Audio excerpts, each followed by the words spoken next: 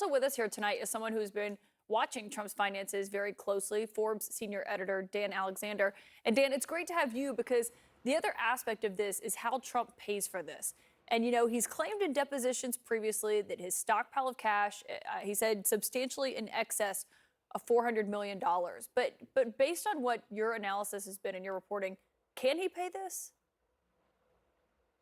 He can pay this. You know, he right now does have about $400 million of liquid assets. And so sure, $83 million would hurt, but yeah, he could pay it. Now, where it gets tricky is when you start adding in the other potential penalties that he could have to pay. And then he could all of a sudden find himself in a real cash crunch. Okay, so the other one that you're referencing there is, you know, we're waiting on the New York civil case here where he's already been found liable for fraud. They're just judging to see what the price of that essentially would be. The Attorney General in New York wants it to be $370 million. So if that does happen, and we don't know, but if that does happen, paired with the $83 million, how much of Trump's net worth would be affected by that?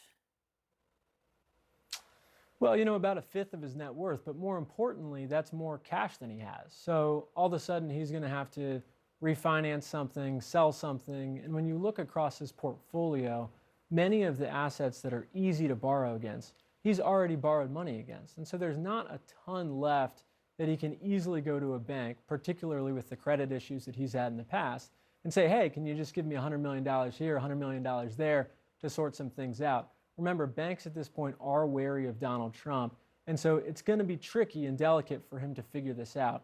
He has, however, in the past, time after time, figured different ways to slip out of cash crunches, and so we'll see if he's able to do it again if he does face sort of the double whammy penalty that you're describing. Well, one option that he's had available to him since he has been running as a candidate is he fundraises off of this. I mean, he's constantly fundraising off his legal troubles, has quite a bit of his own legal fees that he's paying for and others. But can he actually use what he raises with those political action committees to pay for things like damages to Eugene Carroll?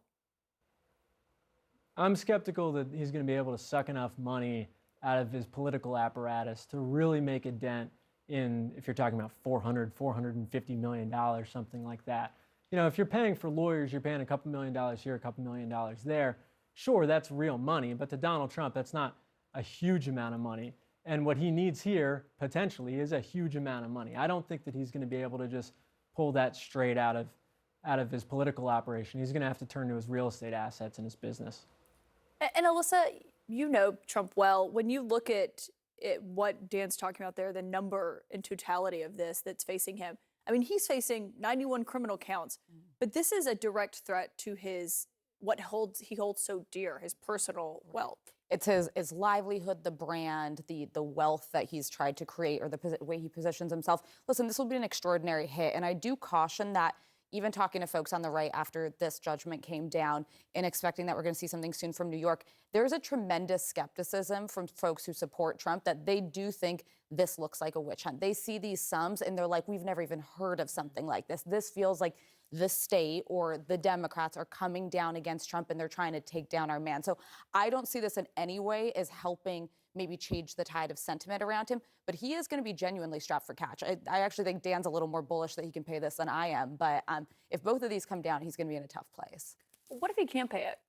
What happens then? Well, then they have to start liquidating, right? I mean, he doesn't have to necessarily deliver a suitcase full of cash, but he does have extensive assets. It's a question of, is he What if he's reelected, though? If he's in office? You can still enforce a judgment. Absolutely. There are limits, you're right, on what you can do against a sitting president. You certainly cannot try a sitting president, for example. You can, under the Paula Jones case, sue a sitting president, and you certainly can collect an outstanding civil judgment. So while winning the White House back, if he does, will get him out of a lot of trouble, it will not get him out of having to repay these verdicts. But isn't this like part of the issue is, let's just say in November, Donald Trump is elected president again. He's going to have to be focused on settlements and whatnot, rather than focusing on governing the country. And that's the problem with having this person potentially be including many other problems. But his focus is going to be so distracted because of his own self-created problems, because he lacks self-control. He is irresponsible. He can't keep his mouth shut, as we just talked about. And then this is the person that could have the nuclear codes worrying about whether or not he can keep his fortune or not. It's interesting. That's exactly the analysis the Supreme Court gave in the Paula Jones case. They said, on the one hand, you have to be accountable. On the other hand, this person's trying to run the country, and they weighed it out and said, civil case can stand. So I'm so glad you brought up the politics of this, though, and what it means, like, if he is back in office, because clearly Republicans on the Hill are getting the sense that, I mean, he very well could be. He seems like he's on the path to the nomination, though we don't know. Senator James Langford was asked if he had any hesitations about Trump going back to the White House in light of what's happened here. And this is how he phrased it to reporters. And obviously, these are legal cases. I don't jump in the middle of a legal case. It's been interesting, the number of legal cases that have come up against President Trump and then have failed and have been dropped or have been kicked out of the courts on it. This one's actually went through. He's already said he's going to challenge it. So let the courts actually make their decisions and let the American people make their decisions.